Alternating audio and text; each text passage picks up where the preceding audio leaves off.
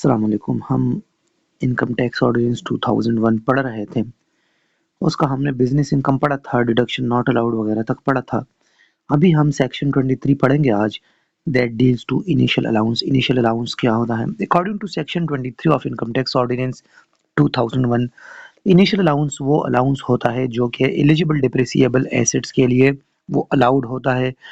अभी eligible depreciable assets क्या है वो यहाँ पे एक लिस्ट दिया गया है कि in this section eligible depreciable assets means depreciable assets other than, यानी जो ये जिक्र है इनके अलावा जितने भी हैं वो एलिजिबल डिप्रिसिएबल एसेट्स की डेफिनेशन में आते हैं। ये जितने जिक्र हैं इनके अलावा, अच्छा, कहते हैं कि any road transport vehicle unless the vehicle is plying for hire, हर जो ट्रांसपोर्ट व्हीकल है वो एलिजिबल डिप्रिसिएबल एसेट्स में नहीं आती, उस पर कोई इनिशियल अलाउंस नहीं होता। लेकिन अगर कोई व्हीकल रोड यानी रोड ट्रांसपोर्ट व्हीकल है वो अप्लाइंग फॉर हायर, यानी जिस तरह के वो ये पैसेंजर वगैरह के लिए यूज़ होते हों, जैसा कि टैक्सी हो गया, या आप देखिए डाइवो, नियाजी एक्सप्रेस, या बिलाल डाइवो वगैरह, ये unless vehicle is plying for hire purchase, इसका मतलब ये है। फिर कहता है कि एनी फर्नीचर इंक्लूडिंग फिटिंग्स, ये भी डिप्रिसिएबल एसेट्स की डेफिनेशन में नहीं आती।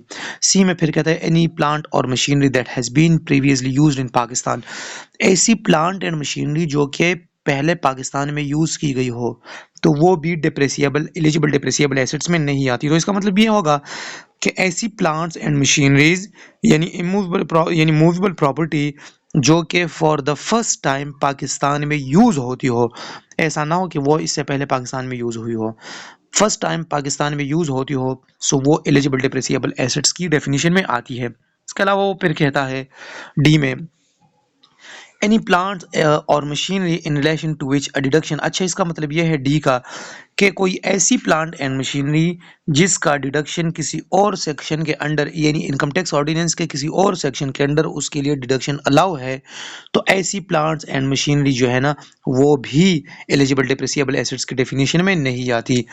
फिर ई में कहता है जो इमूवेबल प्रॉपर्टी है वो ज़ाहिरी बात है वो उसमें डिप्रिसिएशन तो होती नहीं, मतलब जो इमूवेबल प्रॉपर्टी है अकॉर्डिंग टू सेक्शन 23 वो भी एलिजिबल डिप्रिसिएबल एसेट्स में नहीं आती।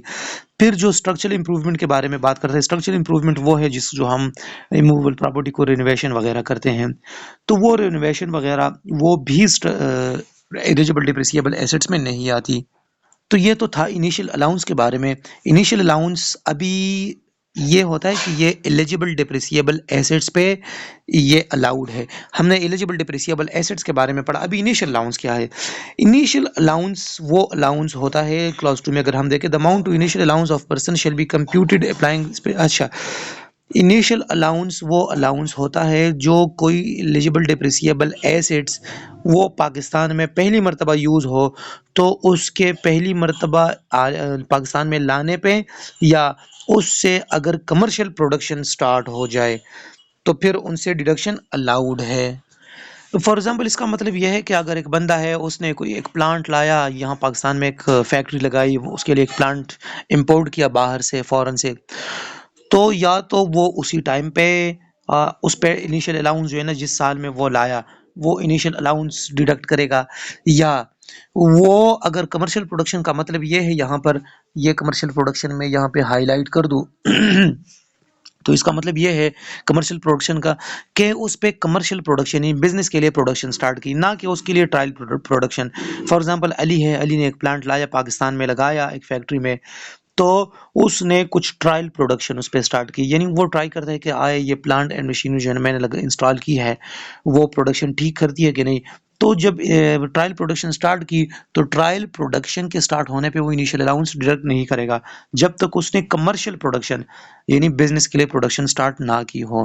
तो अगर साल बाद, 2 साल बाद, जितने अरसे बाद भी वो कमर्शियल प्रोडक्शन स्टार्ट करे तो कमर्शियल प्रोडक्शन स्टार्ट होने पर वो फिर डिडक्शन उससे अलाउ है कि वो इनिशियल अलाउंस डिडक्ट करे। लेकिन इनिशियल अलाउंस का मतलब ये है कि वो सिर्फ वही एक मरतबा, ना कि वो किसी हर साल जो है ना वो इनिशियल अलाउंस डिडक्ट करेगा, नहीं, उस एसिड की फर्स्ट टाइम इस पाकिस्तान में इस्तेमाल करने पर वो एक ही दफ़ा बस सिर्फ इनिशियल अलाउंस वो डिडक्ट करेगा।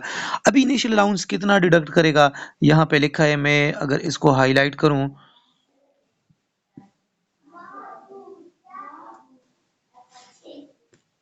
ये लिखा है part 2 of third schedule. Part 2 of third schedule में अगर आप जाके वहां पे देख लें तो वहां पे इनिशियल अलाउंस जो है ना वो 25% of the cost of that asset, जिस एसेट पे उस एसेट का जितना यानी कीमत है, उस कीमत का 25% ये अलाउ है under the income tax ordinance 2001 section 23 कि वो डिडक्ट करे। So this was all about the initial allowance.